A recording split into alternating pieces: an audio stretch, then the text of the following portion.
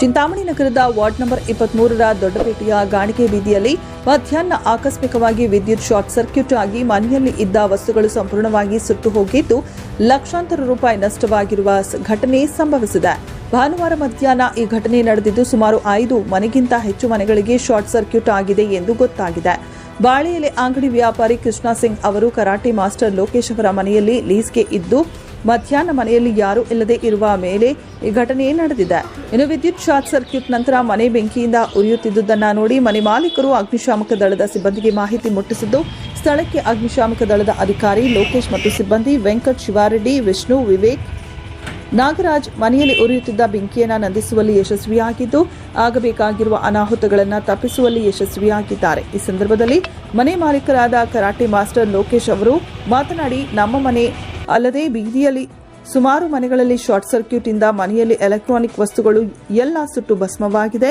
ನಮ್ಮ ಮನೆಯಲ್ಲಿರುವ ಕೃಷ್ಣ ಸಿಂಗ್ ಅವರ ಮನೆಯಲ್ಲಿ ವಿದ್ಯುತ್ ಶಾರ್ಟ್ ಸರ್ಕ್ಯೂಟ್ ಇಂದ ಲಕ್ಷಾಂತರ ರೂಪಾಯಿ ನಷ್ಟವಾಗಿದೆ. ಇದಕ್ಕೆ ಸಂಬಂಧಪಟ್ಟ ಅಧಿಕಾರಿಗಳು ಇವರಿಗೆ ನಷ್ಟ ಪರಿಹಾರ ನೀಡಬೇಕು ಎಂದು ಒತ್ತಾಯಿಸಿದರು.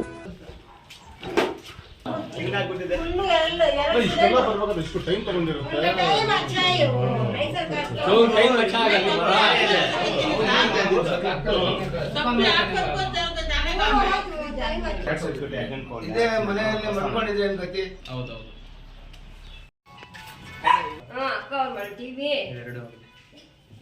ಎರಡು ಮಿಕ್ಸಿನ ತಂದಂತ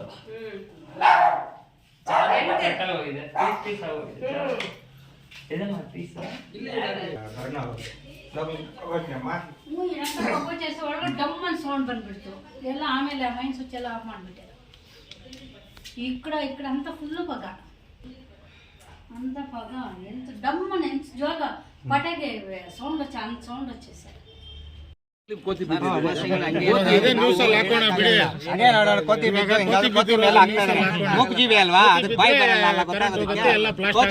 ಬ್ಲಾಸ್ಟ್ ಆಗುತ್ತೆ. ಅವ್ರ ಸಮಾಧಾನ ಇವಾಗ ಅವ್ರು ಹೇಳಿರೋ ಅವರು ಬರ್ತಾರಂತೆ. ಮನೆಯಲ್ಲಿ ಟಿವಿ ಹೋಗಿದೆ, ನಮ್ಮ ಮನೆಯಲ್ಲಿ ಫ್ರಿಡ್ಜ್ ಹೋಗಿದೆ, ಎಲ್ಲ ಆಗಿದೆ. ಅದಕ್ಕೇನಿದೆ ಕಾರಣ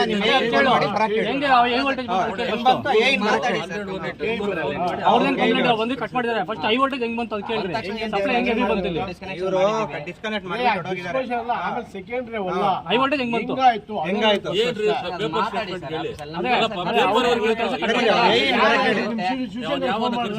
ಶಿವಶಂಕರ್ ಜಗದೀಶ್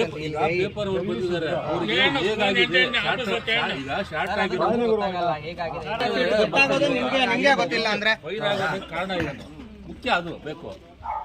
ಇದೇ ಅಲ್ಲ ತಾನೇ ನಮ್ಮ ದೀಪಗಳು ಹೊರಟೋಗಿದೆ, ಫ್ರಿಡ್ಜ್ ನಿಮ್ಮಲ್ಲಿ ಎಂಸಿಬಿ ಟ್ರಿಪ್ ಆಗಬೇಕು. ಅಲ್ಲ ಅದೇ ಹೇಳ್ತಾ ಇದ್ದೀನಿ ಸರ್, ನಿಮ್ಗೆ ಟ್ರಿಪ್ ಆಗಬೇಕು. ಅದೇ ಸರ್ ಟ್ರಿಪ್ ಆಗಬೇಕು. ಟ್ರಿಪ್ ಆದ್ರೆ ಟ್ರಿಪ್ ಆಗದೆ ಇದ್ದಾಗ ಅವರು ಲೈನ್ ಮ್ಯಾನ್ ಅವ್ರನ್ನೇನು ಅವ್ರು ಇನ್ಸ್ಪೆಕ್ಟರ್ ಯಾರು ಕರೆಸಿ ಅಷ್ಟೇ ಅವ್ರು ಮಾತಾಡಿದ್ರೆ ಆಯ್ತು. ಈಗ ಆತ್ಮ ಲೈನ್ ಮ್ಯಾನ್ ಆತ ಏನ್ ಹೇಳಕ್ಕಾಗುತ್ತೆ? ಬೇರೆ ಯಾರಿಗಾದ್ರೂ ಹೆಚ್ಚು ಕಮ್ಮಿ ಆಗಿದೆ ಯಾರು ಸರ್ ಜವಾಬ್ದಾರಿ? ಅಲ್ಲ ಇನ್ಸ್ಪೆಕ್ಟರ್ ಕರ್ಸಪ್ಪ, ಯಾರು ಅವರು ಬನ್ನಿ ಸರ್, ಪಾಠಕ್ಕೆ ಬನ್ನಿ ಸರ್, ಯಾರು ಅಂತ ಬನ್ನಿ.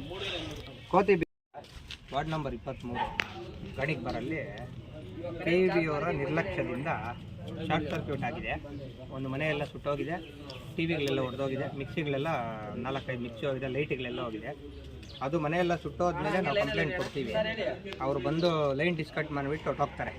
ಅವರು ನಿಂತ್ಕೊಂಡು ಫೈರ್ ಇಂಜಿನ್ ಫೋನ್ ಮಾಡೋದು ಅವು ಯಾವುದೂ ಮಾಡಿಲ್ಲ, ಕಟ್ ಮಾಡ್ತಾರೆ, ಅವ್ರು ಪಾಡ್ಗೆ ಹೋಗ್ತಾರೆ.